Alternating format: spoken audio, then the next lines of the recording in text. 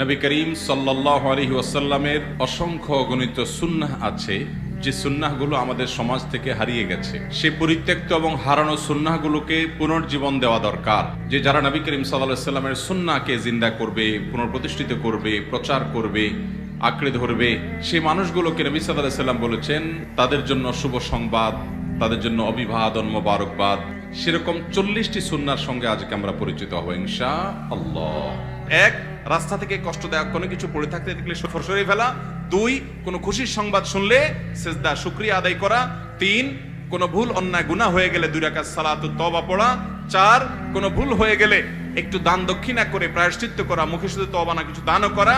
5, কোন একটা মজলিসে বসে আছেন, কোথাও বসে আছেন, বেশি বেশি ঘন ঘন ফাঁকে ফাঁকে ইস্তেগফার পড়া, আস্তাগফিরুল্লাহ ওয়া তাওবা পড়া, পিলাই পড়া।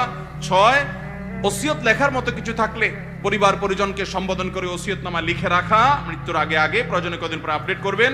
7, এশার পরে দ্রুততার সাথে তাড়াতাড়ি ঘুমায় পড়া, দেরি না করা। 8, এশার নামাজ একটু বিলম্ব করে পড়া, এশার আগে খানা খেয়ে ফেলা।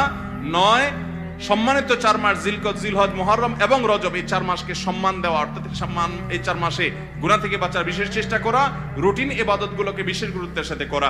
10, মুহররম মাসে নফল রোজা 2-4টা হলো রাখার চেষ্টা করা। 11, বৃষ্টি হলে মাঝে মধ্যে গায়ে একটু বৃষ্টির পানি লাগানো। 12, মসজিদে ঢোকার পর 2 রাকাত নামাজ পড়া, ওযু করার পর 2 রাকাত নামাজ, তাহিয়াতুল ওযু, তাহিয়াতুল মসজিদ পড়া। 13, ব্যবসায়ীরা কোনো কিছু বেচার পরে ফেরত নেওয়া, আল্লাহকে খুশি করার জন্য, এটা সুন্নাহ হারিয়ে যাওয়া।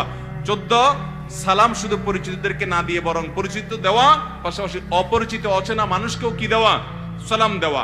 15 নম্বর হলো মিসওয়াক বেশি বেশি করা, অধিক পরিমাণে করা, একটু পর পর মিসওয়াক করতে থাকা।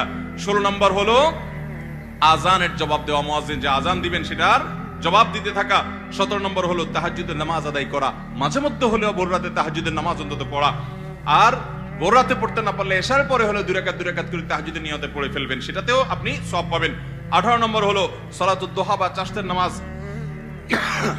নামাজ আদায় করা।